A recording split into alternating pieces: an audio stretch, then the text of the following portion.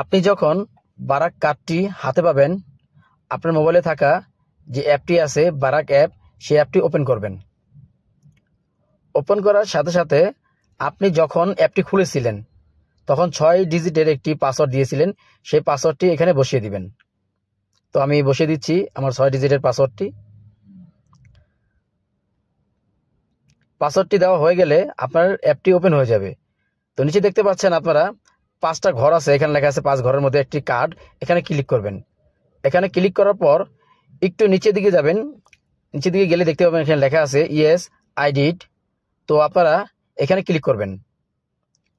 Click করার পর এখানে দুইটা অপশন আছে, একটা আছে অ্যাক্টিভেটেড ভাই SMS, অ্যাক্টিভেটেড ভাইয়া NFC। তো আমি SMS এর মাধ্যমে এটাকে অ্যাক্টিভেট করব।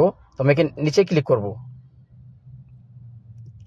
নিচে ক্লিক করার পর আপনি যে নাম্বারটি দিয়ে এই বারাক অ্যাপটি ওপেন করেছিলেন, মানে রেজিস্ট্রেশন করেছিলেন, সেই নাম্বারে 6 ডিজিটের একটি পিনকোড যাবে, সেই পিনকোডটি এখানে বসিয়ে দিবেন।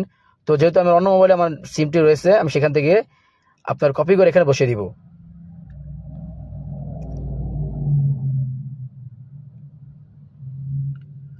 বসিয়ে দেওয়া হয়ে গেল এবং আমার কার্ডটি অ্যাক্টিভেট হয়ে গেল।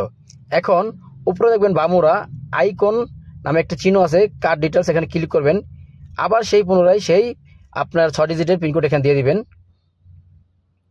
দেওয়ার পর দেখতে পাচ্ছেন এখানে আমি আমার নিরাপত্তার জন্য আমি এখানে ঢেকে দিয়েছি।